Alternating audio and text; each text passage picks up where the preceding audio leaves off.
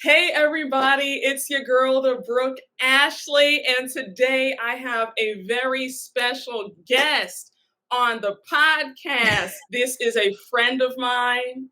I love her down. We always have great discussions. You've probably seen her in these YouTube and podcast streets. I have my friend Taria from the What Else Is Going On podcast here today to just chat about all of the things. Taria, welcome.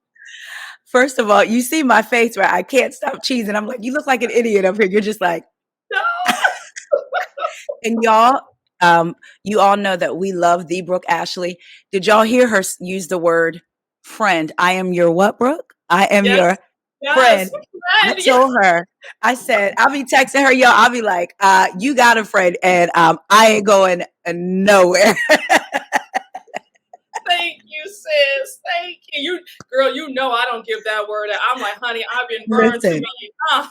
Listen, and it's what I love about this is because you have I had to learn as I got older, a friend doesn't just mean like one thing. So I have podcast friends who I may not necessarily talk personal to, and then I have other friends. And what I love about ours is it's so continuously evolving. Like we can talk personal, we can talk regular. I know that I can run something past you and it's not going anywhere. So I love, because I know you've gotten on me for being like, stop telling stuff. Like meaning like, oh, I'm working on this, I'm working on that. You're like, no, Taria. Zip it. Like your latest episode. Yep. Yes.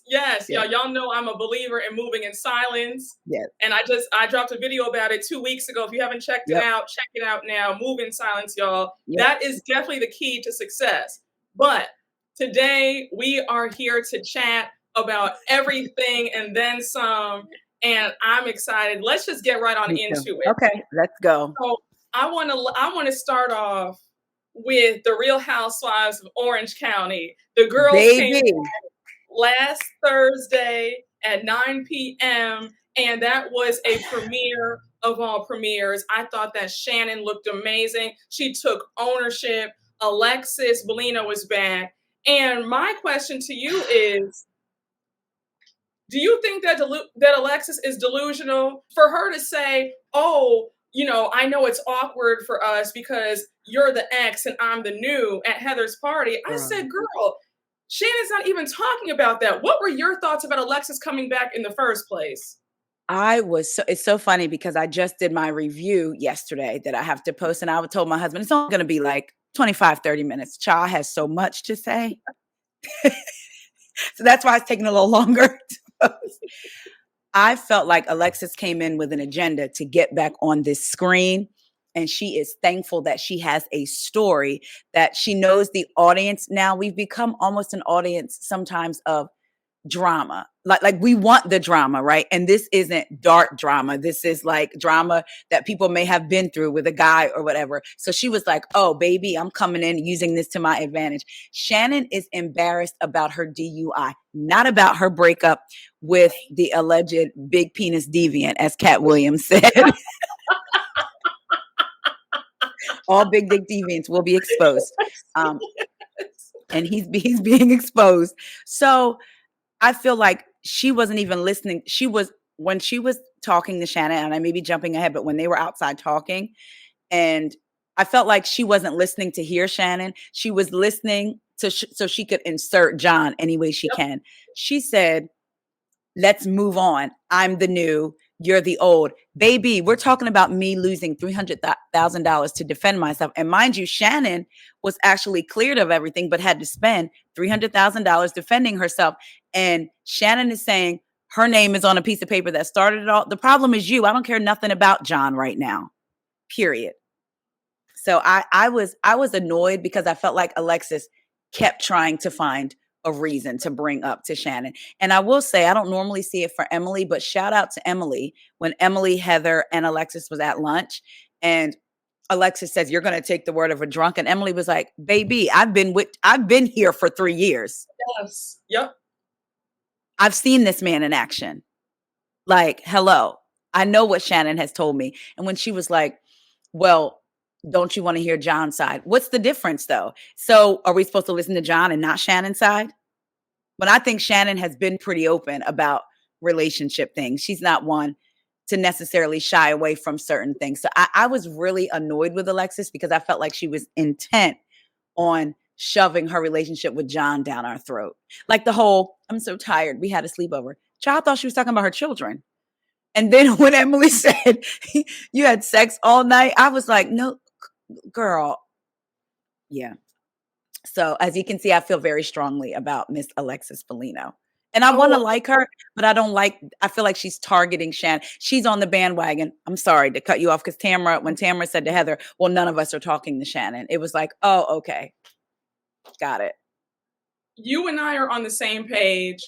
I think that Alexis definitely was not looking to listen. She was looking to insert herself and John.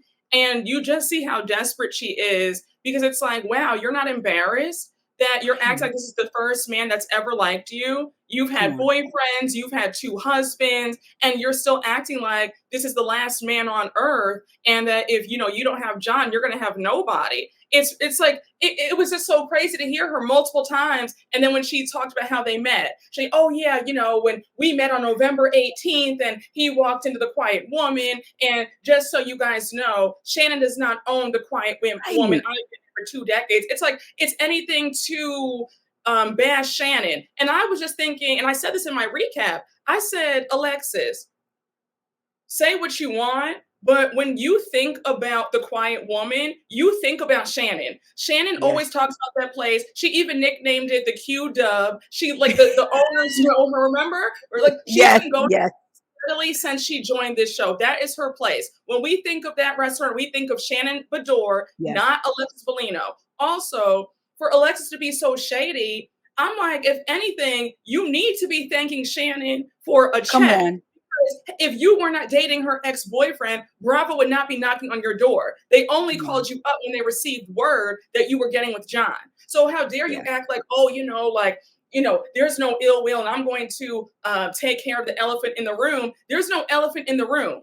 You're the only one who feels awkward about this. Like she's making this up as she goes along. And it definitely is in alignment with them trying to go against Shannon. And then when Tamara made that comment about, we're not talking to her. It seems like with Tamara, she just throws it out there and they all just follow suit. I hate how a lot of the women are too weak to go up against her and they just follow along. It drives me nuts. But I wanted to get your thoughts about Tamara in the beginning when they're at the gym, Jen and Emily, and they're talking about Shannon.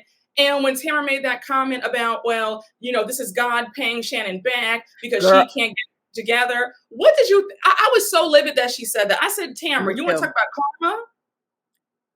Yeah, when she said this is God telling Shannon, if you don't get your stuff together, I'm going to give your ex-boyfriend to the woman you hate the most.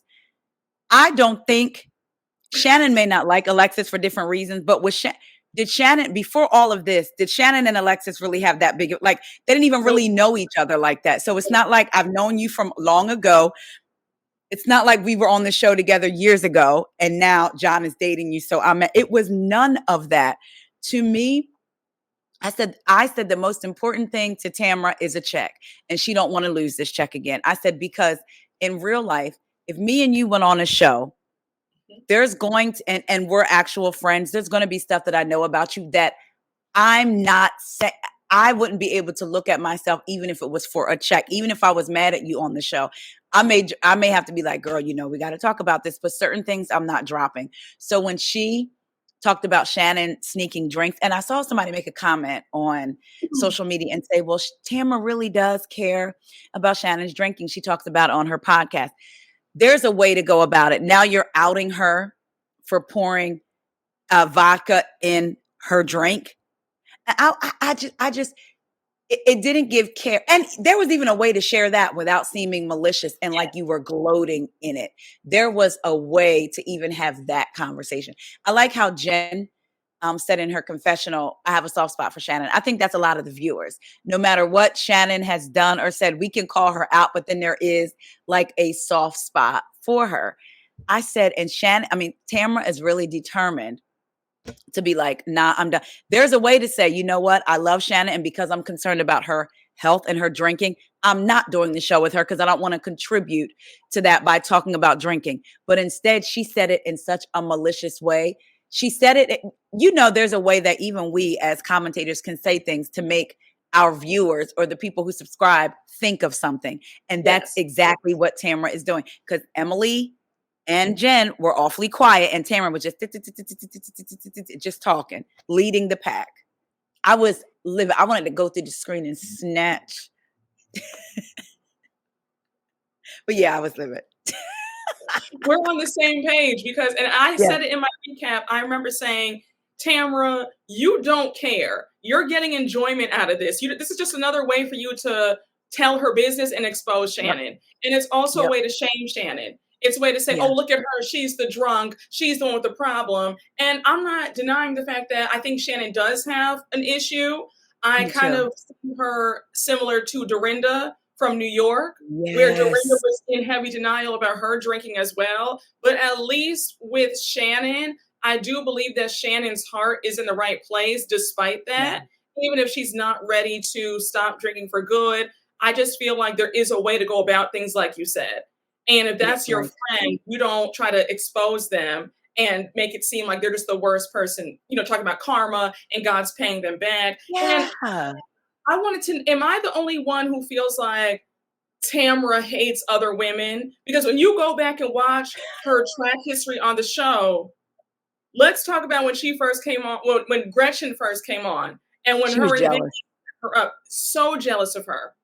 Beyond jealous of her. And I thought that Andy and producers went too easy on Tamra because they should have just pressed her like, girl, you're jealous of her. We can all see it through the screen. Yeah. Yeah. And hold on to your daddies, girls. Gretchen, because Tamra came on the scene saying she was the hottest blonde. Then here comes another blonde with booty shorts, furry boots, and a little doggy dating a millionaire. You know what I mean? So hold on to your daddies, girls. Oh, yeah. It was. And then Tamra has a way of becoming, and it reminds me, I know we're not talking about Beverly Hills, but it kind of reminds me of Kyle from Beverly Hills, where someone will come on the show as a friend of someone else.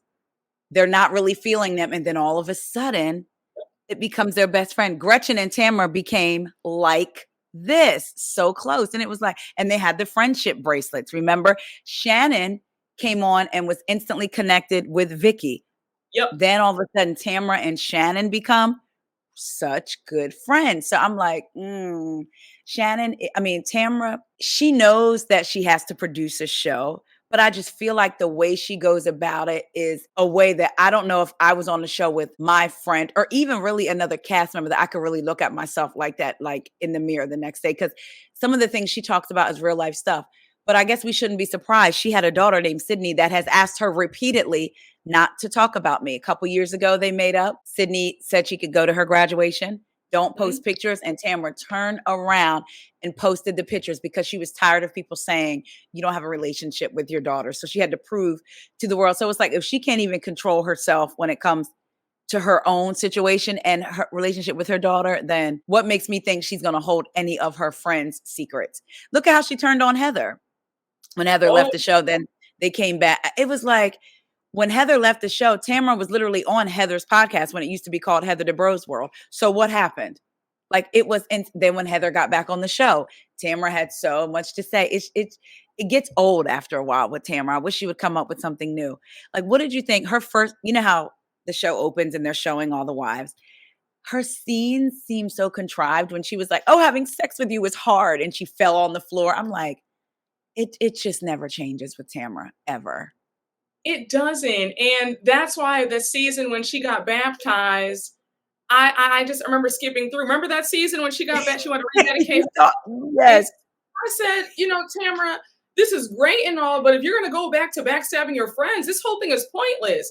Like, I don't see any love of Christ in Tamra. And this is not super religious or, acts like I'm just so holy. I'm just saying, if you claim that, you love the Lord and you're trying to be like him, I'm like, we don't see any kindness. There's such an evil, vile spirit from her, the opposite of what Christ is supposed to represent.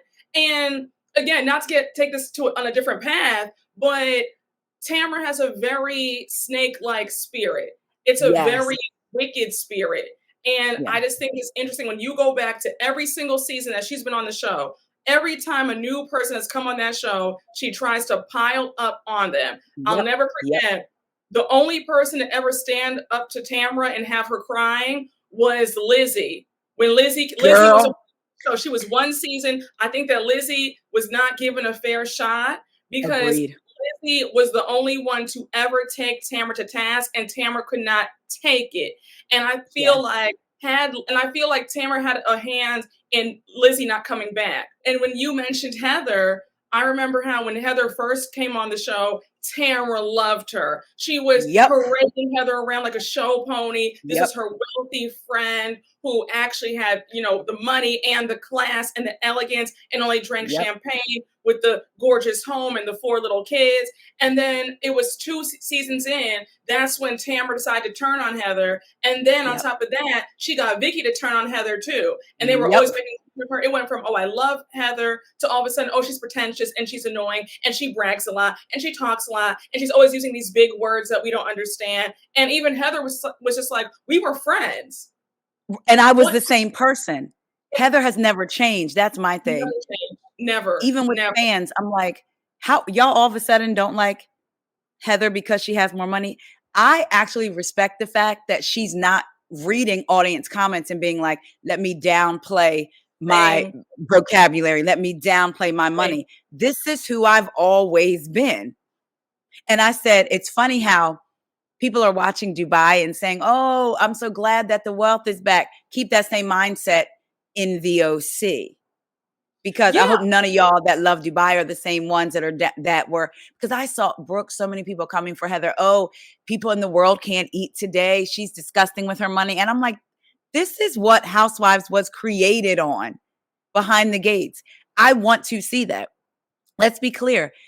I get that. It's one thing to have money and go through hard times, but I really am not trying to hear Gina talk about how her and Travis looked at a home that they need for the size of their family and they don't have it. I don't want to hear that either. I don't want to see Travis looking all sad and pitiful. Girl. And I don't want to see that. I'm tired of hearing it. I'm tired. I don't want to hear about Jen and this whole mess where she owes $24,000 in back rent. Now, and I said this in my recap. Please let me know if you feel the same way, because I was brought up that there's no point in being with a man if you're going to struggle. You should not be struggling with a grown man. So when she was sitting there crying at that restaurant table saying, oh, because, I don't know what we're going to do. And the only thing out of his mouth should have been, babe, let me Zelle you. Let me write you a check to catch up on that rent. The only offer that he could say was, oh, well, you can come live with me. And what money do you have, sir? You're in this $16 million with the baseball player that you allegedly stole from. She said real quick she said something like, I know you and my dad have offered to catch me up, but my dad, she said it so fast. And then she said it, but my dad is paying for my attorneys. But then I started looking at Jen, and I, like you said, because you could do bad all by yourself. Yes. But I looked at Jen like, but you're about to be in the same position as you depended on Will. Will still worked he still worked for your family, and he paid the lion's share of the rent. That's what you said. Now, even if you do take Ryan up on his offer, you're going to be in the same position, because if something happens to y'all, or if he goes to jail because of what he's caught up in, you're going to be in the same position that you were in with another man. Sis, what are you doing?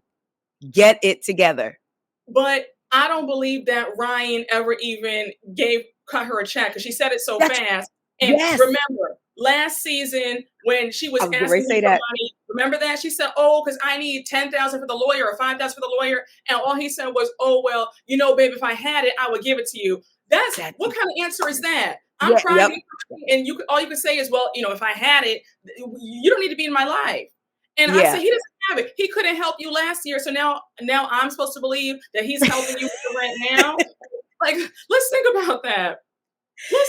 I'm like, Jen, you need to do better. If you're getting paid $50 a session for yoga, baby girl, use this platform. Get you a yoga line. I need you to be doing something, because Jen seems like the type that, it's one thing if you're like, okay, my man is taking care of this. Like Lisa from Dubai. Yes, her man is taking care of things, but she's also growing that business on the side in case for a rainy day.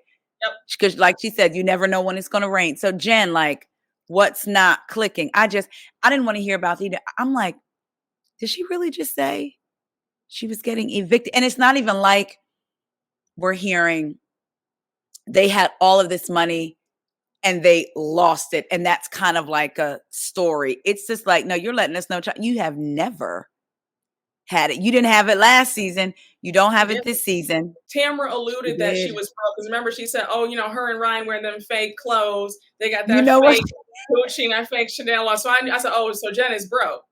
I knew it.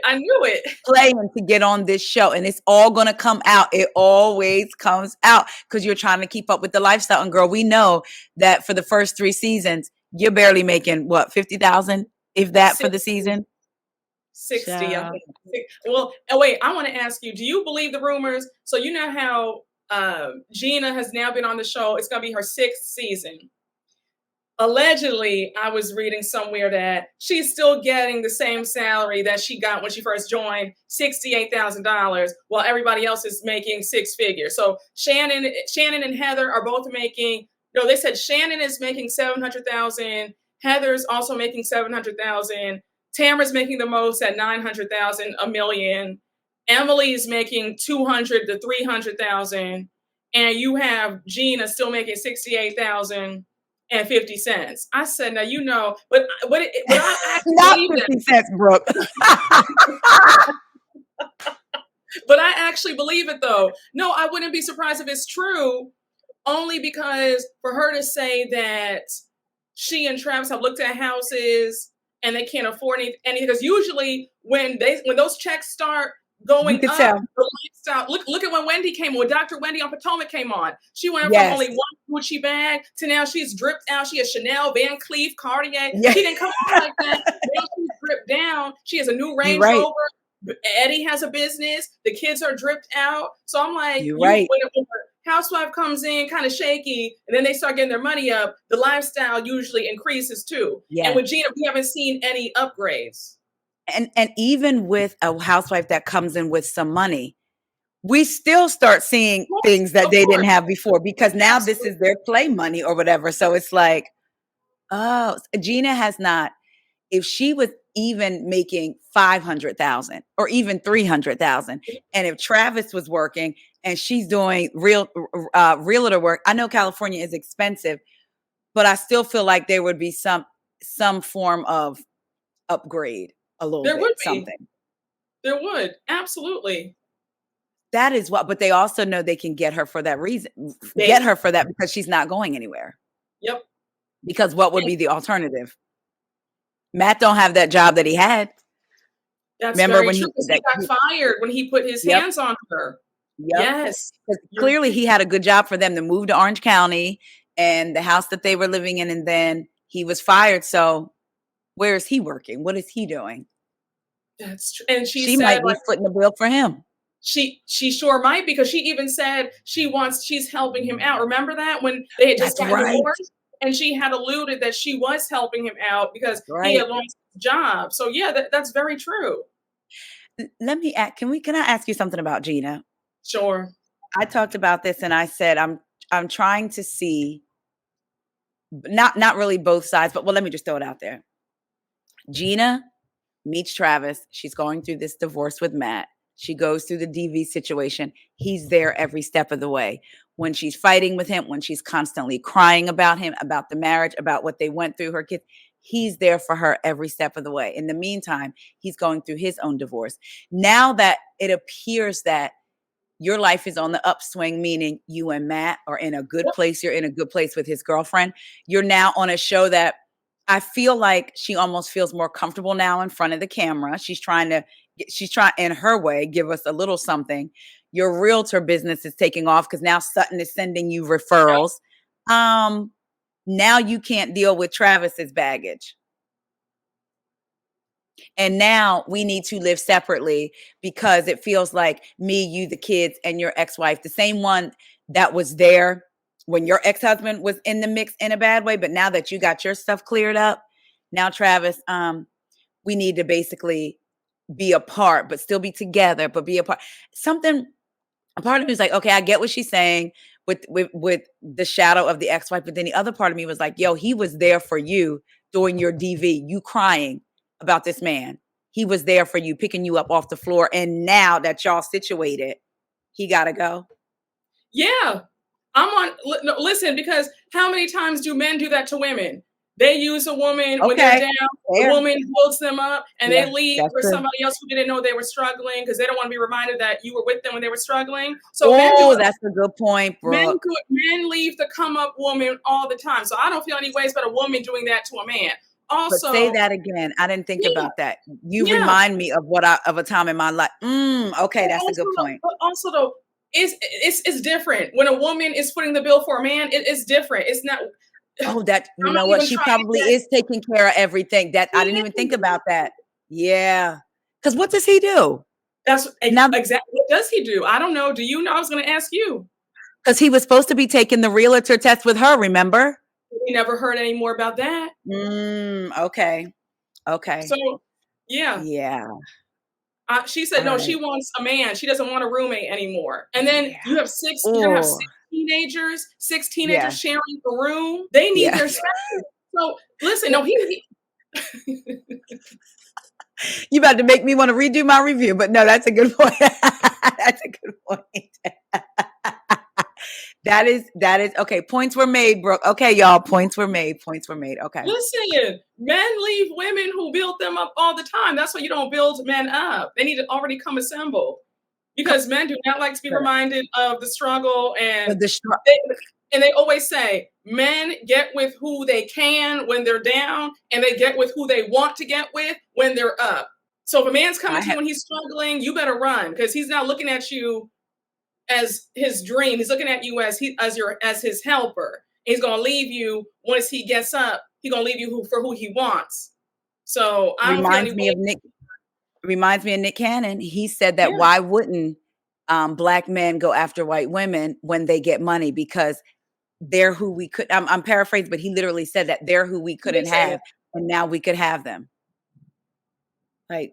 So that is a good point. They get with who they can when they're down, but who they want when they're up. That is very true. And that transcends race. There are men of all different races feel that way. Men of all different races feel that way. If they're with a white woman, if they're, whoever they're with, if they're with you, 9 times out of 10, when you meet a man and he's struggling and you're helping him out, putting him through school, giving him money, paying the bills, when he gets up, time and time again, he's going to leave. They're just, and that's a different video for a different day, Different day. You're right. Yep. Because we could be on that for a minute. Yeah.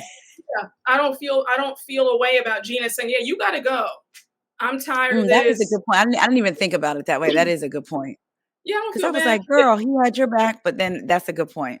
Yeah, they were trying to fight me in my comments. So they said, Brooke, that's not right. And I commented back. I said, you heard what I said. You heard what I said. He got to go. Why do you build me a buttercup just to let me down? No, listen, y'all know me. Y'all know me. I am not one to take no. That's true, bro. Yeah, that's very true. Yeah, absolutely not. So I quickly do want to touch on Heather moving to Beverly Hills, and I was surprised at first because we know that last season they sold their house in Orange County, $55 million. They built the penthouse. It's gorgeous. But then the penthouse was only 2 bedrooms. So they need a bigger home. So I'm just like, well, what was the point of getting the penthouse in the first place when you knew it was only 2 bedrooms? Because I started thinking back last season, like, okay, they made it as if it's closer to Terry's office. But then she used the Balboa Club this season to say that's closer to Terry's office and his mom. So what was the point? I almost feel like, did she think she was going to get more acting work in Los Angeles? Did she think maybe because now you have a home and 2 penthouse suites. Yep. So is the Balboa Club in the OC? That's what I'm wondering. So she can still have her connection to the OC. Okay. Yeah, it's in Newport Beach. Okay. So then that makes sense. She wants to still have her connection there, but then still feel like she's in LA in the scene, but then be in Beverly Hills also. I was like, that's a lot going on. That's a lot of money. It's just a lot of like, time being spent on the highway on the Yeah. 405 to keep going back to Orange County to LA each to film. I think it's kind of dumb just time-wise. And like apart from money, I also feel like what's really the point in this? And at this point, Yeah. I think that Heather needs to go to Beverly Hills. Yeah. Don't There's you? I could see her on Beverly Hills, but there is a small part of me that loves her in the OC because she is so elevated. Like, I loved when she was on and they'd be talking about champagne and she'd go, "Oh, well, actually," just because that was just her. And they would be like, "Okay, fancy pants." So there was a part of me that felt like she made them want to elevate. But now I feel like it's being used against her a lot. So yeah, let's go play over there where the girls can really play with the Suttons and the Kyles and all of that. Send Dorit to the OC. No, I'm just kidding. Dorit will go anywhere. She needs the money. As long as she's going somewhere, right? Yeah, as long as she's going somewhere with the check. But some points were made in my comment section. They said that they believe Heather enjoys being the wealthiest one. She enjoys being the queen bee because some people have that fixation of, being the top person. So they said if she goes to Beverly Hills, she's going to be on equal footing. But but I mean, for the most part, I mean, I guess, Kyle has a lot of money. Sutton has crazy money, but I mean, it's still, but I guess everybody for the most part does have a lot of money. Especially compared maybe to the ladies in OC. Yes, absolutely. Yeah. Because Garcelle has more, Garcelle's a lot, we watched her elevation, even though she's been acting. Yeah. So we watched her. Yeah. I wonder if Heather would be willing, or like people in the comments said, she likes being the big fish in the small pond. Yes. She likes that. When she talked about, I will say, well, let me go back. Then I was thinking, is she trying to get into real estate? Is she like trying to buy and sell? Because for that house to be listed for 40 million, they got it for 16. They're putting all this work in it. And you've not said that it's your forever home. You've not even said that you're making this. It's like, and she always talks about how she was in real estate before. They love renovating and all of that stuff. So part of me is wondering, is she anchoring for, Terry has botched? Is she trying to get like another type show? I mean, because for her to have all these houses and be flipping, I'm like, that's a lot of work. That can be draining. And you're filming. And like you said, you're on the road filming. So there's a reason behind this madness, because that's what it felt like. No, you might be right, because they showed $1 Million Listing is coming back with the new season. She's in the trailer. Right. So maybe, you might be right. And Josh Flagg was their one that sold their house. Wasn't it Josh last season? No, it was the other Josh. Or was it Ryan? No, it's Josh, but I don't know. I forgot the last name. Oh, I know it wasn't Flagg, was it? It was a different Josh. Yeah, with the white. It's a Josh. Yes. But that was something's going on, because I'm like, or is she bored? Like, something is happening. I think they might be bored. And when Terry made the joke saying, "Oh, we're always moving or renovating," and I'm like, you don't have to do this. Like, nobody's forcing you to like keep moving. Like, it takes a toll on you. Renovations are a lot. It's not like, forget about the money. Renovations, it's annoying. You have to always look over everything, and you're talking to the contractor. Things aren't going on time. You just want to move in and just be settled. Like, that's a lot. And I'm like, you guys, not telling anybody what to do, but this can't be that much fun to always be in the middle of a move. Always. And again, never like the other house was their forever home. Yes. What was there? And she was like, when you have somebody that knocks on your door and offers you 55 million, okay, there's a part of me that gets it. Like, I love the home that we bought. Love it, love it, love it. I told Corey, even if we ever bought another home, I would still want to keep this home. Then I thought, well, if somebody knocked on our door and offered us way more than we paid for it, I would actually have to weigh it, because I love it. It wouldn't be an automatic. Heather doesn't seem like she's okay with not really putting down roots anywhere. Like, she's restless. I feel like either she's restless, like something is going on, because that's insane. I would be so over Like, I got to tell you to take down walls and move I even know. the small renovations that we're doing on our house. I'm like, "Ugh," like it's just so much, It's a lot. So It's yeah, something's going on. Is it yeah, I think filling something for her? Like, I don't know. I think it's the thrill. I think she is restless because to hear her, I mean, and they spent 5 years on that dream home before they moved in, and Right. so it's like you spent all this time to only live there for only 2 years. That's crazy. And then I was shocked that they sold it. I was like, yeah, I understand that 55 million that's a boatload of money. And of course, I Yeah. think anybody would do it, but I just Mhm. feel they said yes so quickly when it took them so long to get into the house. And then they were only in there for 2 years. And then to Yep. just leave it and now you're in a new home and you're renovating it again. It's enough. But And you're not even building your dream home that you're renovating, like, I know. yeah. That's all I have for OC. Do you have any other closing thoughts for OC before we move to Jersey? I need to know, I know I already know, but Emily, how do you feel about her? I've wanted Emily off this show for quite Me some too. time. I think Emily brings nothing. I just find her to be irritating. I think that she's very intimidated by Heather. I Me can't too. stand the desperation that she has to be up under Tamara. When she spit that drink out like that, I Livid. when I tell you I was enraged, I was like, at what point it's not even about putting on airs. It's like that was just like at what point? And then when they did the flashback of her at Heather's thing last year and how she's always, oh, the monograms and all, we know that's who Heather is. It's almost like, I don't know. And I know that we have to see the season going forward, but I hate it in the trailer when she's like, Heather always makes me feel like I'm the bigger girl. It's like, girl, what? Like, mind you, Tamara's the one that called you Shrek. Or was it Fiona? One of those. She's the one that No, she calls so her I'm just Shrek. like, She calls her Shrek. okay. It's just like she annoys me.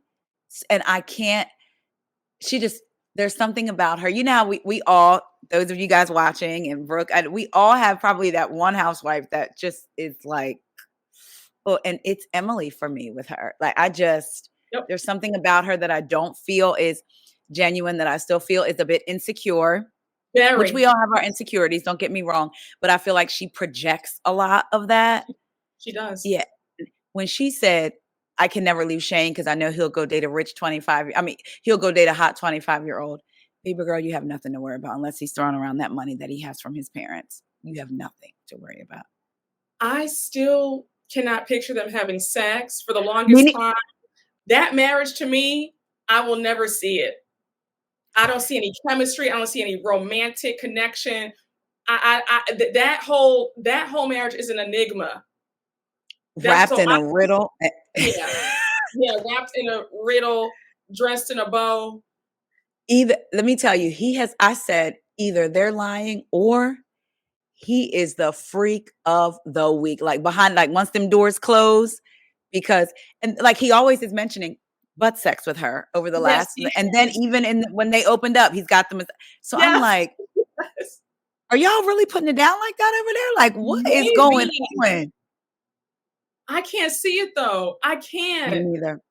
I can't see I've it. tried, I and have I don't too. want to try, but I've tried, and I was I have closed my eyes and I have sat here and I've just envisioned said, it's not that working. It's not working. it's coming up blank. It's coming up blank. Yes, coming up blank more than I think he's coming, but yes. Yeah, Mhm. absolutely. Now jumping into Jersey,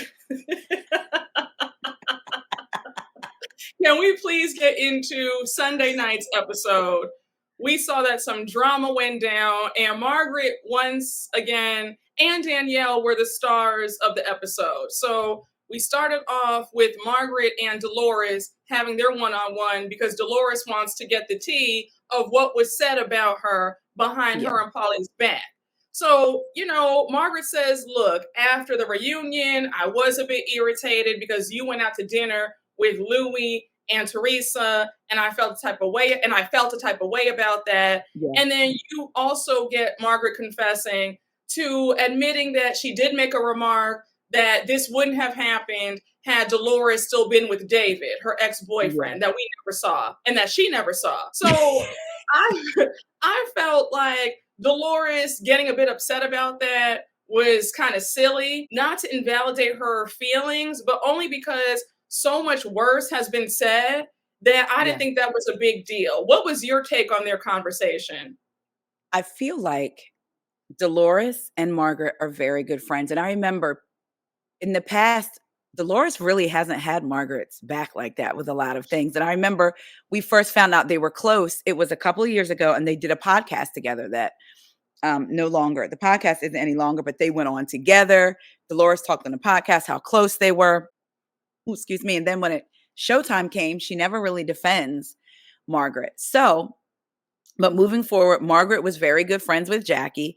And I don't believe she was dogging their relationship. She just said to them, like I may say to a friend, like, we're concerned about, I'm sure they were all having a conversation and we're concerned about our one friend and this guy. And we're like, see, like, he doesn't like me. They went out to dinner with them. If David was here, this wouldn't happen. I truly don't think it was malicious. And look, I know that people don't like Margaret. I like Margaret. There's not too many of them that I don't. A lot of them I'm indifferent, I'll say, but I do like Margaret. And I feel like she truly loves Dolores and that she was truly concerned. And they were all, again, having a conversation about it. And she just said, if it wasn't for him, here she is out to dinner with Teresa. And let's be clear, I don't think Teresa and Dolores really hang out outside of filming. You never see them. Margaret and Dolores kind of did. We did hear Margaret say a couple episodes, but was it a couple episodes back, or was it in last Sunday's episode where she said she was upset with Dolores and she had taken some space from Dolores after the reunion? Yeah. So it was like, I don't think that she was dogging Dolores out. And I think if Dolores had taken a step back and considered the source and how it came out and why it came out, because if Jackie was really that concerned, she could have told you any other time. But to act as if Margaret is just spewing, despite them saying Margaret digs up stuff on people, newsflash, they all do it. Jen Aiden confirmed it. But anyway, they all do it. I think that Margaret loves Dolores. And I think it was just out of frustration and missing her friend.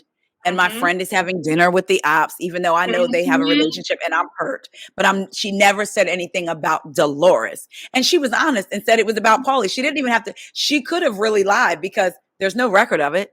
It's not in text. Like Dolores told Jackie, she's smarter than you are.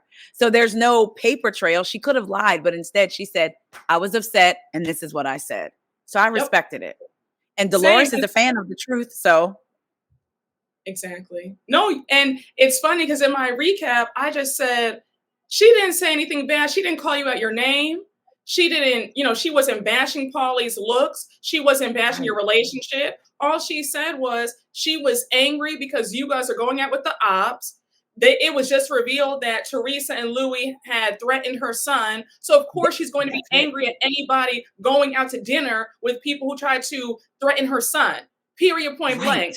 And I even made a point in my recap to state that this is why I don't think it works when you have somebody who tries to play neutral all the time. That eventually going to catch up to you. When you have a friend who's always neutral, at one point, the other friend is going to feel upset and a bit betrayed by you. So for Dolores to even act so surprised that Margaret was mad in the first place. And I also did not like how Dolores made that comment.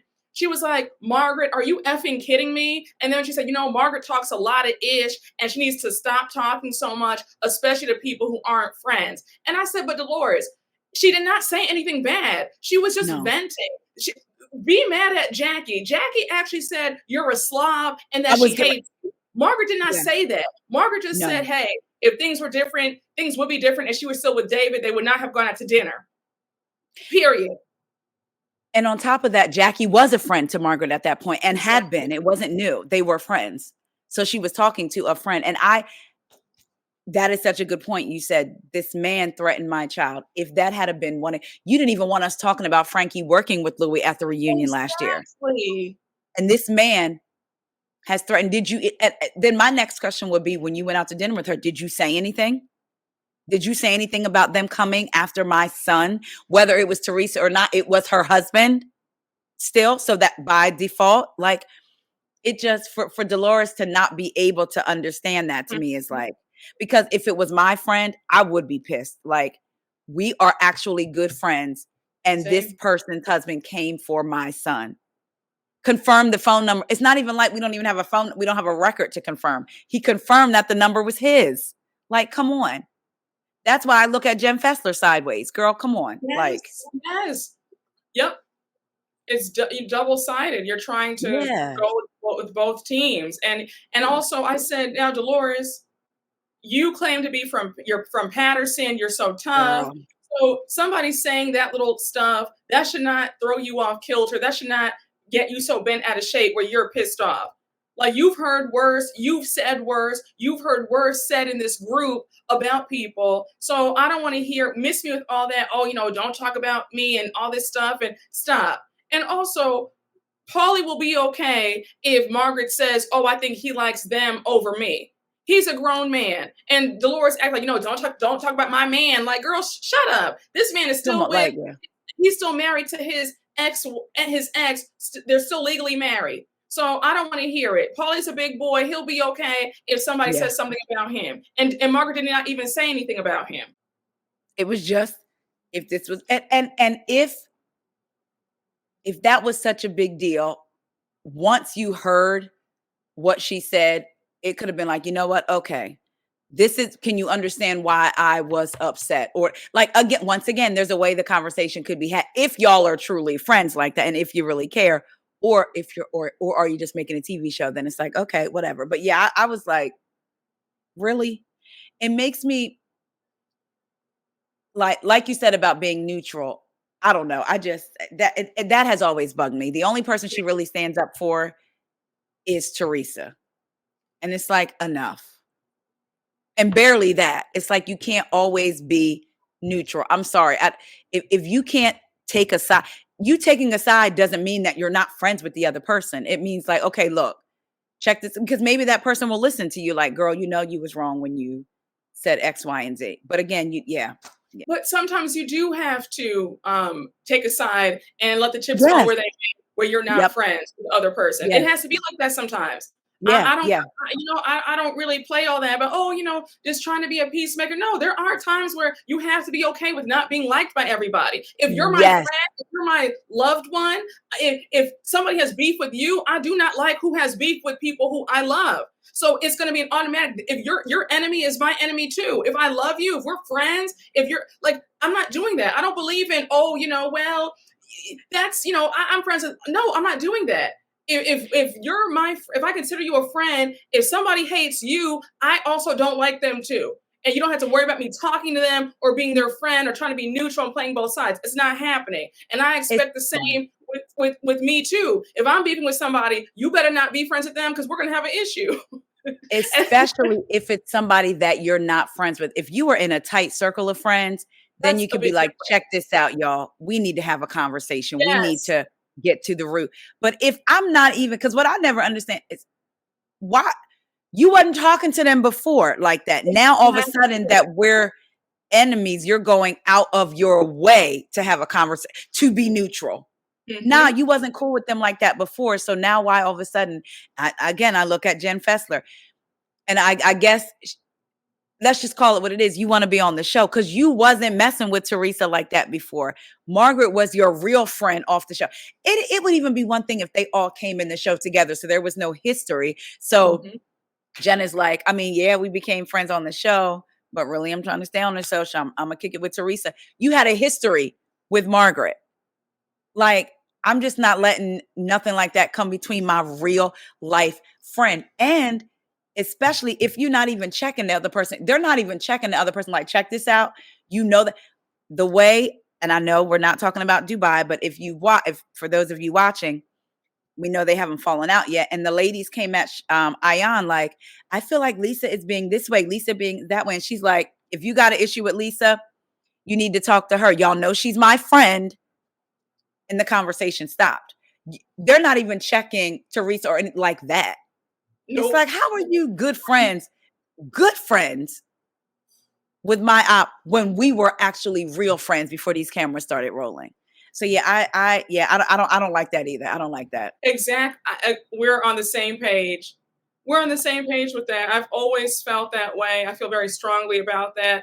I'm a very black and white person. I'm not really somebody who's like in the gray area. But I do want to talk about the fashion show, Melissa's fashion show, and everybody's there except for Teresa. Now that conversation with Jackie, Jen Fessler, Danielle, and Margaret. I thought that Margaret gets another A for me because that was a master class in rattling Jackie. When she says, "Oh, Jackie, who are you wearing? Because we're all wearing Envy." And she points to her, Danielle, and Rachel Fuda because Melissa had gifted all them dresses from Envy. And she didn't gift, I guess, Jen Fessler or Jen Aiden or Jackie. Jackie immediately spiraled and she's like, "Wait, what? I didn't get a dress from Envy. She didn't even offer me. Well, I guess I know where I stand. I know who my friends are." And she gets up and she walks away and then she's so angry about it. And that little smile on Margaret's face, I said, that was delicious. What did you think of that? Was a master class. What did you think about that? Because Margaret knows how to play the game. And by the way, that's the type of drama I want to see. We're mad about because I didn't get a dress. Because let's go back. Margaret knew she was going to be upset because she almost jumped off the ledge not being tagged in a picture, called somebody a slob. Because they were. So imagine somebody not gifting you a dress. And let's be clear. Even though Jackie has made her little comments about Margaret and Melissa, for the most part, it's like geared towards Margaret. So Margaret is also letting her know, baby, Melissa's not feeling you either. Yep. I'm wearing this dress. And Jen Fessler, be careful. You don't want to cross me either. I'm letting you know. I'm still the queen bee, like in this little group right here. It was like she was putting them on notice, but she knew. I'm just going to tap on Jackie. And Jackie fell for it. Jackie is that girl that wants to be accepted in high school. She has not been the same. I mean, we can even see Jackie had money. We know this before she got on the show. Then she got on the show, then plumped her lips, the hair, the clothes. Like I'm noticing the brands are coming out with the bags and all of that. So she knew. Let me go ahead and tap on you. Teresa's friend, let me tap on you for a minute. And Jackie fell right for, I mean, it was, to me, and I've seen people say, "Oh, Margaret's immature." No. This is the housewives I want to see. Like her texting Dolores right there. Perfect. But then she can also have a humane side, admitting to Dolores, "Yes, this is what I said. I'm upset." To her pushing that button on Jackie, I said, "That's what you get." I lived. And I also thought it was so funny because you could tell Jackie was so insulted because remember, she went on Melissa's podcast and gave her a book before she gave Mark a book. Remember that earlier this season? So she really felt like, how dare you? You know, I gave you my book before it's even out and you can't even, gift me a dress. And that was a subtle way of letting her know, like, "Hey, Jackie, you want to be friends with Teresa now, so I'm not going to gift you a dress." And Jackie needs to remember that. You're on Teresa's side now. You're with the heavily. So be happy that you're even there at the fashion show in the first place. Because you've talked about me. When she said that Danielle, I think, didn't she say, no, that Rachel had Margaret and Melissa in her ear. And that was also Margaret's way of letting her know, though, almost like, again, you ain't getting to them unless you come through me. Yep. I was like, and Jackie, just boom, spiraled right on out. And to me, that just also shows me, it's like, yeah, she's still not ready to be a housewife because you got to know how to, there was ways that she could have came back with Margaret, whether she talked about the quality of the clothes or whether she any of that. But for you to spiral out like that, it's like, because you still want to be accepted by these people. And what she thought was, I'm a truly let my elite let Teresa know how I'm feeling about Margaret, but not so hardcore about Melissa and maybe the others because she felt like Teresa was the queen bee. And Margaret's letting you know, no, baby, over here again. Here I stand. Now, Who are you wearing, darling? Now, when Dolores walked over and she says to well, when Dolores walked over and Jackie's still talking about it, she's still spiraling. She's with Jen Aiden, Jen Fessler, Dolores, and she's still going on. And even Dolores is tired. She says, Jackie is so over dramatic. I don't know how Margaret put up with this for all this time. It's enough already. And you know what's funny? When Dolores said, well, Melissa did not gift me a dress either because she didn't want to force everybody to wear her stuff. And I said, Melissa was in like a lose-lose situation because had she gifted Jen Aiden and Jackie and Jen Fessler a dress, I could only imagine Jen Aiden and then making snide remarks saying, oh, she wants everybody to wear her stuff. Like, you know, like, and we know how Jen Aiden is. Jen Aiden has a weird thing with Melissa already. So I feel like Melissa did the right thing, only giving a few people who are in her corner dresses and then giving the people who are kind of lukewarm about her, just having them come, in my humble opinion. And think about a couple seasons ago, the pants that Teresa wanted to wear. And if you didn't wear the pants, she was upset. And that could have been Jack, you know, Melissa is like, if I gift everyone a dress, there's going to be snide comments. But then also, what if one of them refuses or like doesn't want to, you know what I mean? And I don't even want to put myself in a place to get an attitude if they don't want to wear my stuff like Teresa did. Teresa did get upset when they didn't all wear her pants. So I get why Melissa didn't do that. And see, that's an instance where it's like Dolores is neutral, but still defending Melissa. You're not saying anything. You're saying, okay, look, she didn't give me one either, but maybe this is why. Like, well, this is why. So it's like, okay, you're being neutral, but you're still kind of like defending Melissa, saying, you know what I mean? I would like to even see more of that from Dolores, but that's not even enough for Jackie. She's still, once she's in her head, that's it. And the energy that Jen has with Melissa, Jen Aiden, it's like, girl, are you sexually attracted to her? Like, what is the problem? I went into great detail in this episode. I do not care what anybody says. Jen Aiden is so jealous of Melissa. Those remarks that she was making when the show started, and she was like, oh, are these her designs? Or is this just from envy? And then when she made that comment saying, I just don't understand why she's having a fashion show and she's not the designer. Who cares? Where's your clothing boutique, sis? I'll wait. Where are your endorsements? Like, all you have is this show. Let's talk about your fashions. You can't even dress. Girl. She always looks dated. And so dated. Like she's stuck in the 90s, like office wear to me. Yes, or the club, the office wear that you wore to the club in the 90s. You know what I mean? Like early 2000s. Who actually, it's smart on Melissa's part. Let me buy a boutique and order and not have to go through the headache of designing the clothes. Like she's never proclaimed herself to be a designer. No. So no, go ahead. Because Jen Aiden she's another Emily for me. Like she just. Yeah, I can't stand her. And Melissa's store reminds me of Intermix. Like when they have all the designers' pieces. It reminds me of that. Yeah. So what is that? What is the big deal? I just said the hate that she has for Melissa. I said, why are you even here? What's the point of you? What's the point of Melissa trying to make amends with you, and you're still shading her? And then when she made that comment saying, "Oh, I noticed there are no male models because it was alleged that she hooked up with one of the male models. That was who she cheated on." Give it up. Give it up, girl. Do you want Joe Gorga? Also, sis, if Melissa or Joe were caught cheating, there would be receipts. They would be blasted on page 6. People are waiting on their downfall. Do you think they'd be dumb to cheat? Let's really use our brains here. Yes, they would. I mean, it wouldn't be just a he say, she say. At some point, there would be a picture, a paper trail, something. And if not, if you still believe in your heart of hearts that they're cheating, it's not going to come out. Then the person that they're cheating with has just as much to lose as they do. Then either way, you don't have anything to speak on it. What we do know is that Bill did. Like, so it just, I can't stand, it's very obvious to me.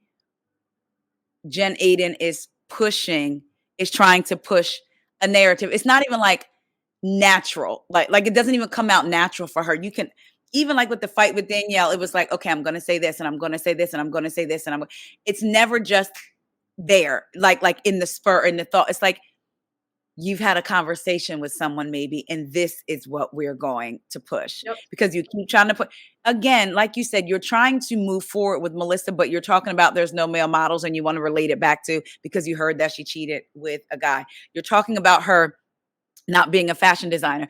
I mean, Candy from Atlanta, we know she's a smart businesswoman. She's got Tags boutiques. She's not designing the clothes. She has different people come in. So it's like, to me, that was so stupid to make. I think it's a smart decision. Let somebody tell me I can buy a boutique that may be successful or whatever. And and I'm not designing, I'm just doing it. Of course, I would love that. So I just, there's something there. I think it's a sexual tension. I think it can't be nothing else. And a little bit of jealousy in the mix. Oh, absolutely. I always have felt like she admires Melissa and she really likes Melissa's swag and how cool she is. Yeah, I was going to say. Jen also admitted that she wasn't cool growing up. And I think that Melissa is everything that she always wanted to be. I always felt that when Jen got those surgeries, it was to look like Melissa. Right? Let's call it out. If she could, she would want to step into Melissa's shoes. I think that there's a whole obsession with Melissa because they keep making up and they keep falling out. And it's all because of Jen's attitude towards Melissa. And when you're jealous of somebody, when you're jealous of somebody, you can't see straight. And you're going to do stupid things. It's going to seep out. So this is why they keep falling out, because this girl, her jealousy keeps jumping out every single time she tries to make up with her. Even at Melissa's housewarming, she's still making comments. We always have valet parking at valet. What are you talking about?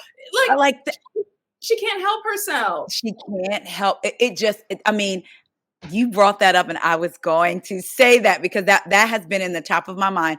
You literally walked up the steps. This woman invited you to her home and you say, when we have a party, we always have valet. It's like I believe that in her mind, it's a game. It's a comparison, but it's just in her mind. Yes. And I think that Jen thinks her and Bill have the money, right? Her and Bill have this. Maybe she thinks they have more than Melissa and Joe, but when you're envious of somebody's swag, of somebody's spirit, no matter, you can't duplicate that. You can duplicate how they dress. You can duplicate how they look, how they wear their hair, all of that, but you can't duplicate. And I know people think Melissa is this, Melissa is that, but I'm not going to take her beauty away from her or her style. I think she's one of the, if not the best dressed, has the best style on Jersey, or like as a total package altogether. Not even talk about her capability as a housewife. And I think that Jen from day one has been envious of that. I truly do. And jealousy is an emotion. I can be mad at you. And it's normal to be like, okay, I'm in the same field as someone. Wow, they're doing really good. That's my friend. And feeling down on yourself for a minute, but being like, all right, I just got to get back up and keep trying. Jealousy is different. Jealousy is something that eats at you from the inside, I believe. And you can't help. I've always said, I thank God that I've never been jealous of anybody, because that you up and stuff just falls out of your mouth like Jen. Because you can't hide it. It comes out.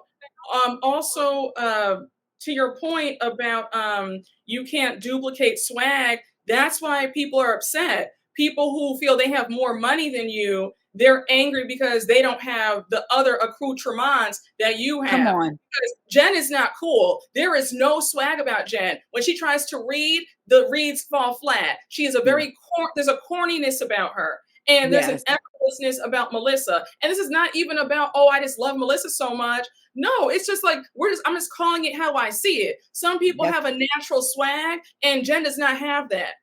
Even when Jen tries to put that black scent on, talk about, don't start none with none. It falls flat. Thank you. But it's stuff like that. And you can't recreate charisma or being magnetic. She's not a magnetic person. All she has is money. The personality is lacking. And the style is also lacking. You can buy designer. She has a whole bunch of Chanel, and the Chanel looks cheap. So You can have money and not have style. People think that because they have designer only, that means they have style. No, it just means that you have designer, but you don't know how to put it together. Her pieces never hit. And there's a jealousy that Melissa has got it. She just has that it factor. And that's, again, no matter what people think. Exactly. No matter what you think about her, she has it. And even Teresa has an it factor about her. Despite how I feel about Teresa, Jen does not have that. And Jen is envious of that. And also with Bill, Bill cheated. There has never been anything about Joe cheating. She's very upset about that because it looks like every scene that Bill and Jen are in, it looks like it's pulling teeth for him to even want to be there next to her. When Joe and Melissa are in a scene together, he's all over her. The physical affection is there. You see the romance. You know they're getting it in often. Jen and Bill, when they came on the show, remember? She said that they were having sex once a month. So they were already on shaky ground. He sleeps in the pool house sometimes. Let's not forget that. And even if, let's just say, people will say, oh, well, Joe could be doing that for the camera. The fact, even if it's just for the camera, the fact that because people say, oh, he just wants to be on the show. Yeah, he's a willing participant with his wife. Bill does not look like a willing participant. Joe, Margaret's husband, a willing participant with his wife. Whether people want to say the men shouldn't be involved, we know Jersey is a different franchise. The men are involved. He's a willing participant. They seem like they at least like each other and have fun with each other, whether they're getting it on as much as Joe Gorga says or not. They seem like there's something there. Clearly, with Bill and Jen, it does not seem like that at all. The most we've got out of Bill was when he was drunk that time and the guys were carrying him. And I believe that's the kind of man that Jen wishes she had, a Joe Gorga, like somebody like with the personality and all of that stuff. Whether people like him or not, you can't deny that he does have personality. He's fun at parties, fun with other couples, and Bill's just not giving that. Bill is going to argue with, Joe Gorga, if you argue with Melissa, you're going to argue with him. Even if it's just for the cameras, he's giving, you're not just going to talk to my wife any old kind of way. Bill is not giving that. Danielle walked in and called her all kinds of names to her husband, and Bill just looked at her. My husband would have been like, what's up? What's going on? No, and not saying that he would have got into it, but he would address the husband like, yo, what's going on? Bill just sat there he sat there and ate his food. He did. So I do believe there is a jealousy. Oh, absolutely. I'm glad that it's nice to know that I'm not crazy. Now, I do want to get to sorry. No, I was just going to say you're not. And it's funny because I'm glad we're having this conversation too, because sometimes people online can get a little crazy with their love of certain people. So sometimes I'll just put things out little by little, but it is nice to finally be like, this is how I've been feeling. Yes. Now, I do want to move on to the last scene, Teresa's live show, Namaste Bitches event. I'm not going to hold you. It looked like it wasn't that much fun. She's up there on the stage reading a diary entry. I said, girl, what is this? And then come to find out in right now, in real time, the podcast is now defunct. And her and the podcaster, her co-host, Melissa Feaster, are no longer speaking. So I said, girl, you want to sit there and throw shots saying, oh, this is the good Melissa and not that evil bitch that not like the evil bitch that my brother married. I just said, oh my gosh, Teresa just really hates the fact that Joe is married. And I also get the impression that Teresa would have been mad if he had married somebody else. I think that her real issue is that he's giving another woman his time and affection. That's the core of the issue. That's the core. And let me say, I'm tired of people saying every scene, all the ladies are always talking about Teresa. It's Teresa's show. Let's not act like in scenes, Teresa is not talking about taking Margaret down, using Jackie to take Margaret down. Nothing prompted her to say anything about Melissa this episode other than the girl having the same name. So clearly, it ain't just Margaret and Melissa talking about Teresa. Teresa is talking about them too. And let's be clear, we're on a show. They're supposed to talk about the things that are happening, at least with Margaret and with Melissa. They're talking about things that have happened on the show because that's their job. So I'm supposed to come home and tell my husband, you'll never believe what happened at the luncheon. Teresa said this, they said that, that's my job. Here she is you're at your own function and you bringing up your sister-in-law, which is cool because you can say whatever you want, but let's not act like, again, she's not doing the same thing. And let's be clear, I'll say allegedly, but the reason that they fell out is because your husband threatened That's what Melissa. they said. I said it I put the article up in my recap too. They sure And we did. know what happened to Melissa. She was going through a miscarriage. Yeah. And they threatened, and it's like now all of a sudden it's like, come on, no, no. It's not always everybody but Teresa. Yes, sometimes, like I remember in the earlier seasons when Melissa and Joe first came on, I was firmly on Teresa's side. Like, okay, we can see why they came on. Yes, Melissa wants to be famous. But then as the years passed, it's like, I thought we were past this now. I thought we were done with this. And now it's like, give it a rest. Teresa has fallen out with people who don't line up with her. They say that happens with Margaret, but it's also happening with Teresa too. Yep. She's fallen out with everybody. And now look, in real life, you've fallen out with your podcast partner. Your husband threatened her, the same husband that called Margaret's son. Come on. Yeah. And like you said, here that's in the show, and the podcast is now defunct. It's not even. Yeah. Just the fact that she even brought her up and said, it was like, and you could have even thought of a more clever way if you wanted to shade her, but it's like, I mean, okay, low hanging fruit. Very, very. The read didn't land, and it was so. We see a glimpse of the live show where she's doing her "woe is me" stuff, reading the diary entry about families not there for her, whatever. I said, "Oh my gosh, who wants to hear this?" I know I would be pissed to pay good hard-earned money to go hear that. We've been seeing this for a decade on TV. I don't need to hear it now. Let's talk about some fun stuff. Give some tea, spill some tea, talk about some fun. Nobody want to hear this. So now there's a 10-minute intermission. We see that Danielle actually showed up because, remember, she was at the Kids Bop event. Yep. She thought she wasn't going to be there, but surprise, surprise, she's there, and Jen Aiden is shook. So they're all in Teresa's dressing room, and the way stuff popped off, I got my entire life. What did you think about Teresa trying to force a reconciliation between Jen Aiden and Danielle in the dressing room? A part of me wants to believe that it's real, and also that, okay, Danielle was an ally of hers, so let me keep as many allies as I can. If Jen and Danielle are not on the same page, then it's like Teresa's going to have to choose eventually, right? So let me try to get a reconciliation, because they came into the season, it was them three, right? Mm-hmm. And then, of course, the add-on of Jackie. So a part of me, I do believe a part of me feels like Teresa was genuine in the reconciliation, but then also it was like, well, you can be genuine and still have an ulterior motive. Like, I genuinely want them to kind of make up, but also this is going to work in my benefit. So I can understand that.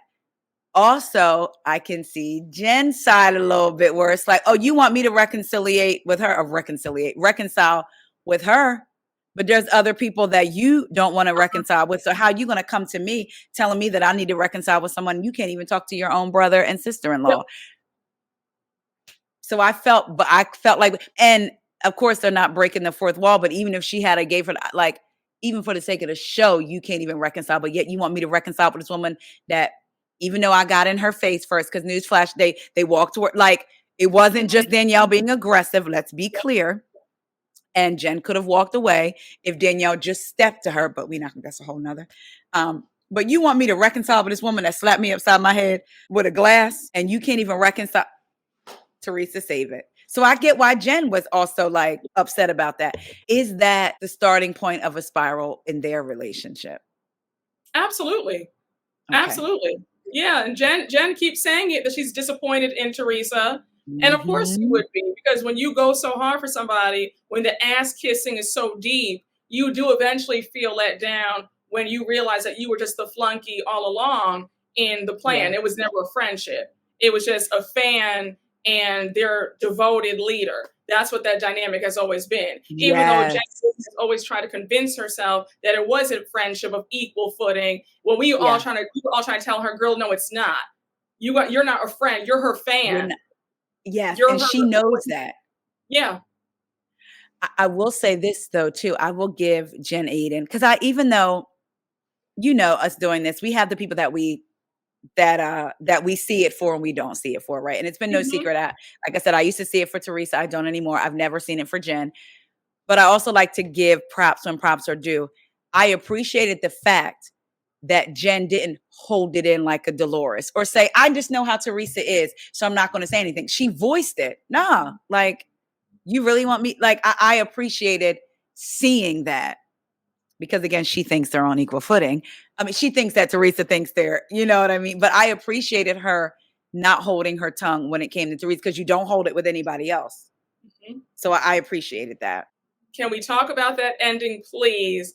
When Danielle walks out the dressing room, because things are getting heated now between Danielle and Jen. And then Danielle says, you know what? Or no, Dolores says, hey, Teresa, don't you have to go back outside and greet the fans anyway? So, you know, she knows. Middleman, yeah. So Danielle says, you know what? I'm going to go outside. You know, I'll see y'all later. And as she opens that door, she turns around and says, and by the way, Jen, you look like shit. And Jen was so caught off guard. I was screaming. Because again, we know that Jen, the insecurities, we know she's had, you know, the surgeries and this and that. So you know that cut her deep, sending her in the mind frame of what Margaret did to Jackie earlier. And I think Danielle knew that too, because she could have said that earlier when they were in there, but she was like, oh, let me create a moment. Yes. And she did. She might as well. It would have hurt Jen less if she had popped her upside the head again. It would have hurt her less. Absolutely. I said, oh, Danielle. I said, Danielle is taking it. And I cannot believe that I'm saying, like, I'm with Danielle. Never thought I would say that. Yeah, same. Like, I'm with you, Danielle. I see you. Absolutely. So coming off of Jersey, I wanted to get your quick thoughts about Dubai. As you know, they're actually having a pretty good season. I'm not going to hold you. I haven't been watching. I've been watching here and there. I see that the ratings are in a slump. Like their ratings are horrible. What do you think is the issue on why the ratings are so low? I think, honestly, one of the reasons is just, it's not promoted heavily. It reminds me of a Martha's Vineyard. Then you switch the night without even if they had did a promotion, a commercial about it, reminding people, hey, our Dubai girls are switching to, and maybe did a fun commercial with them about it. But it's like you have them come on Sundays, right? Then you take them and put them on a random Tuesday night. Oh. And it's like, and I feel sad for them because I'm gonna be honest, we've come off of seasons of Housewives with different shows that are so dark. Casts aren't talking to each other. Dubai it reminds me of OC, but differently. And it's going to be little silly fights, like drama that we can get into, but it's not anything that you're thinking about when you walk away from the show as darkness. And I feel like Bravo is shooting themselves in the foot a little by not promoting it more. We have wealth. They're beautiful. And they're getting into these petty arguments, and people just aren't seeing it for Dubai, or they're forgetting about it. I will say that I normally watch it the day after, and maybe that's something I need to change, but I love watching Dubai, but it's not something that I'm seated for. Like, I'm seated for OC, but I'm seated the day after with Dubai. But it's like people aren't seated at all, and their ratings really reflect that. And it's reminding me of Miami also. Miami was good, but their ratings didn't reflect that when they moved to Bravo. So I hope that we don't have another pause situation on our hands. I can see it though. I think with Dubai, they should not have done a 2-year hiatus. You can't do that. That hurt them. What you said, changing it from Sunday to Tuesday, Dubai is not must-see TV. They're not a must-see franchise. So they need a strong, situated franchise to lead them in. So Jersey, that's why their ratings are okay for their premiere, because they came right after Jersey. So it's like, okay. But they're not a standalone franchise where they can just have their own night, unfortunately. Also, 9 p.m. on Tuesday is too late. Come on. Why are we waiting till 9? Just put it on at 8 and call it a day. 9 p.m. competing with Love Island. Come on. The record-breaking Love Island season. They're getting the best ratings ever. So you're competing with a lot. And then they're not must-see TV. So I just feel like Bravo, they move them back to Sundays, have them come on after Jersey, and let's call it a day. But this Tuesday, like you said, a random Tuesday night, 9 p.m. is too late. Come And on, it's not yeah. that people are not staying up to watch them. They're going to watch Love Island, Yes. so, and I do want to close it out with talking about Love Island, because you and I Girl. texted about the show every other night. We are addicted to this show. Last night's episode with the what was it? The heart rate challenge. The heart rate challenge. Yes. Somebody posted a meme, posted a video on Twitter, and it was the LGBTQ plus flag, and they were folding it, and they said, after I saw Janae and Serena. Listen. I will tell you this. I said, I thank God for Jesus. We've talked about God before. We've grown up in God-fearing homes. And, we still do our things or whatever. No one's perfect. Had Love Island been out during my time that I would have been on it, I would have been doing 2 Fs. I'd have been effing and fighting the women, effing the men. Let me tell you something. I would have been in somebody's hideaway last night. Oh, absolutely. Miguel snatching fire. He bouncing. I said, my God, on today. I sent Brooke a text, so she knows I'm not lying about this. I told her that I told my husband, a wave cap for me is lingerie. Anyway, I've always loved him in a wave cap. And I said that we're going to get him that fire suit and a wave cap. That is mandatory. And I told him he needs to bounce me. I don't need to go as high because we can bounce. I don't need to go as high. We're going to get into some things. And what I didn't tell you was I had told him we needed a fire pit in the bedroom. And I said, all right, well, we cannot do the fire pit. You don't have to snatch fire. I watched it again this morning. And when Leah screamed, what took me out, please, Brooke, go back and watch when he's bouncing Daniela and Leah goes, Miguel! Just the way she screamed it. I was laughing so hard. Tears were coming out of my face. I said all of them killed it. Leah and her one-liners. I loved Leah.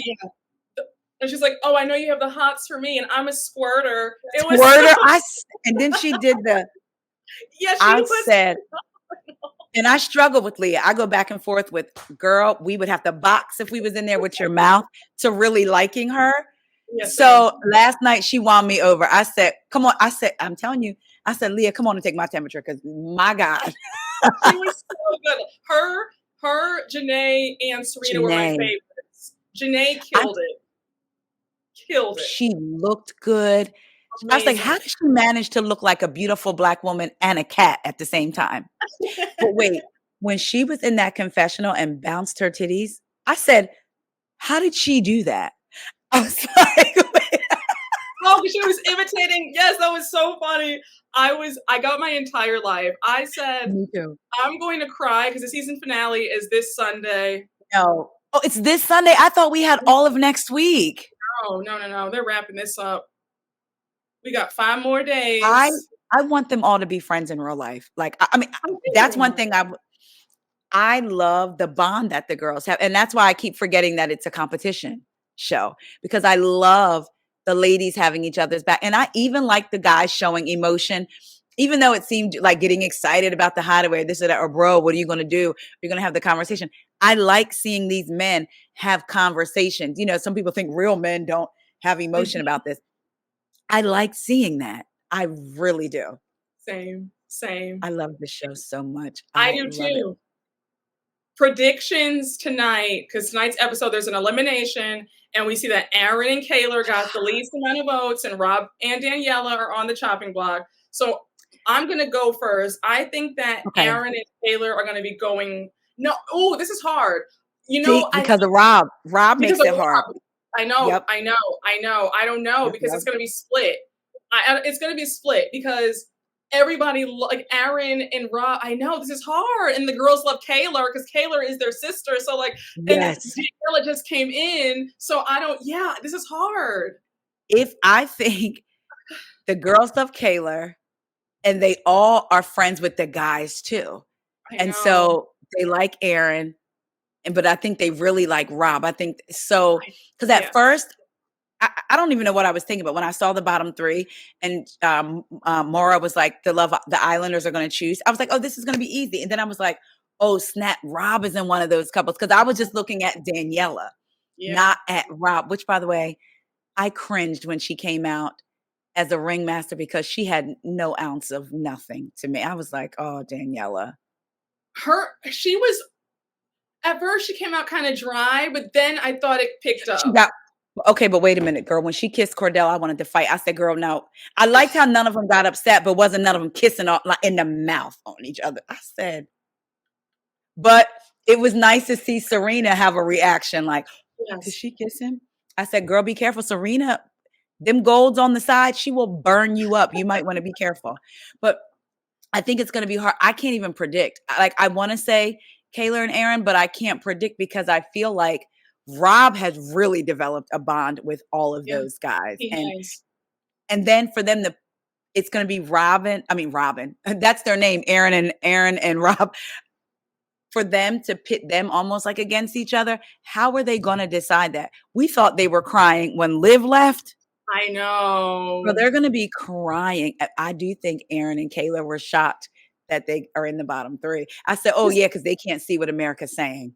Yeah, we're tired of them. We're tired of both of them. So tired. You know, somebody said that Aaron looks like an American Girl doll. He has the American Girl teeth and the eyes. He looks like Kirsten, the Pioneer Girl. I had her whole book. But yes, Kirsten. Yep. That is wild. But yeah, it's gonna tonight. I'm just gonna get ready to have my heart played with, because even though I'm tired of them, I still like the bond that Kayla has with them. Like Aaron gets on my nerves, and Kayla with all that crying. At one point I was like, "Girl, stand up! Like at least fake it." But when Liv got kicked out, and she was like, "I want you guys to stand up for KK," because she knows KK meaning Kayla couldn't stand up for herself. I was like, those girls really love each other. And so I definitely want Sierra to go. I didn't get it. I didn't like any of the OG, the new girls mixing with the OGs. And it's wild because I didn't mind like Kenny and Miguel mixing with the OG guys, but I didn't like any of the new girls from Casa. Yeah. So I'm like, I wanted all of them to go home. But I don't know. Tonight, my stomach is like, girl, when I tell you, because I think they've been releasing them at 8:45, I'm going to be seated tonight. Sorry, goodbye. 8:35. Yeah, to come out. Yep. Seated tonight. Yep. I'm excited. Can you give a prediction? I know you said it's hard, but do you like in your gut? Close your eyes and tell me what your gut is telling you.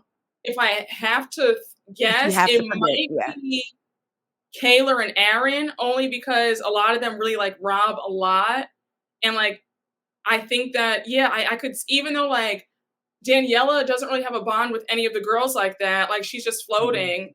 And he doesn't like her. I don't know. It's either, but now I'm thinking since Rob broke up with Daniela, they're going to save Aaron and Kayla, because it's like, well, even though we love Rob, we also love Kayla and Aaron. They've been here since the beginning. So I think Rob might actually be going home tonight. I just had a thought. Let's take the emotion out of it. If they take the emotion out of it, it's a game. So they don't know what the outside is thinking. So even though they're in the bottom 3, they may think Kayla and Aaron have a better chance of winning than Rob and Daniela. So let's keep Rob and Daniela, because we know they're not going to win, even if they make it to the final 4. Good point. If they're thinking like that. Yeah, you're right. I just thought about it. So maybe they'll go. Either way, I'm not. Bye, Harrison. Bye, Sierra. I didn't see what they saw in Harrison. I saw pictures of him from last season and on his Instagram, but what he came in looking like this season, I was like, I think because it's just too late in the game. Like you're coming in like the last week, like nobody cares. And then Cassie coming in. Brought him. Yes. Like this is why didn't they bring them in Casa? That would have even been better. Like, but yes. It's too late now. Like we're literally 5. We have 5 more days. Like, come on. I want to cry. Oh my God, 5 more. Oh my God. And then, Wednesday they don't come on and they do After Sun on Saturday, even though I've been watching After Sun. But this show has given me so much life. And I had made a tweet and I said, I promise, because there are OG watchers that are like, all these Bravo people are coming over now and they're bringing their toxic Bravo thoughts, like they want this person kicked out and they're forgetting it's a game. So I tweeted and said, I promise I'm not going to be one of those Bravo people coming over treating it like Housewives. I'm treating it like the game that it is, while still having some emotion around it. So thank y'all to y'all OG watchers that have accepted us newbies, because I am a Yes. Love Island fan. I want a water bottle now and everything, child. Yes. Oh, and one last thing. I think Ariana has been killing it as a host and with the looks. She looks amazing every time. She's really been, I mean, 10 out of 10, chef's Yes. kiss. And she looks comfortable. Sometimes on Vanderpump Rules, you can tell she's not really like, Yeah. she's gotten more comfortable as the years went on, but she just looks in her zone. And on After Sun, I love that we get more of her. I think that she does really good. And what I also love is she doesn't hold herself above the girls. I've heard her talk about the girls and she's like, I want to be friends with them. Mm-hmm. I forget where it was, but I think it might have been on After Sun. They said Liv started the conga line and she really wanted to be a part of it. And they were like, come on. Yeah. So it was like, she loves these girls. And I love when she has to remember that she's the host. So she'll be like, like, I love her passion for it. I really love it. She's been killing those looks. Oh my God. I've always thought she was gorgeous. And like you said, chef's kiss. I hope they continue to bring her back. Yes. I mean, just what a great show. And I'm excited. Yeah. May I just say, I always love like just talking to you. And I'm so happy that you came on to join me because y'all don't understand. I've been on Taria's podcast a good 4 or 5 times. And I always said that, if and when I get a podcast, you have to be the first guest. And you are the first guest on my podcast. So I'm just so happy that you're here. Thank you so much for taking time out of your day to just talk and chop it up. I hope you had fun. Yes. And we could talk all day long. Yeah, we could talk all day long.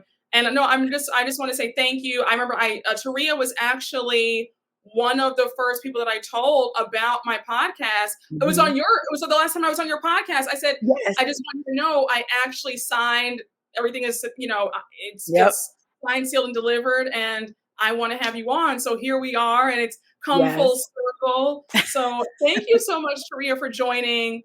Please, y'all, Taria, let us know where my subscribers can find you. Well, first of all, thank you for having. First of all, I'm honored to be your guest. Your first guest. I will now hold that distinction. Yes, thank you very much. But I was really excited when you asked me. I love your content. I love the relationship that we've established. Going from, I said I had sent that formal email like how many years ago. Now it's a text like, "Girl, please, I need you to come back. Thank you. Let me know when you're free." And that's that. So, I love talking to you. I love the conversations, and I love the community that you have cultivated, because your community is positive. Even when we disagree sometimes in the comments or tug on each other's wigs a little bit, it's never like disrespectful. That's not your community. But y'all can find me on Instagram at Weigo, WEIGO podcast, Twitter by the same name. And I have a podcast, What Else Is Going On podcast. You can find it wherever you find your podcast. Go back and listen to all of Brooke's episodes. If you have not, make sure you subscribe. And then I started a YouTube channel at the end of last year, and that is Weigo Podcast, WEIGO podcast. I would love to have y'all come on over and play with me. Yay. Well, I'm happy. I'm going to make sure to put your information down below so you guys can check Taria out on her socials and her YouTube channel and her podcast. Taria gives excellent content, fun, engaging, and just amazing. But again, Taria, thank you so much for joining. I had the best time. Y'all, I hope you all enjoyed. I hope you guys got a good laugh from our thoughts. And you guys already know what to do. Please make sure to like, comment, and subscribe. And I will see you all later. Bye.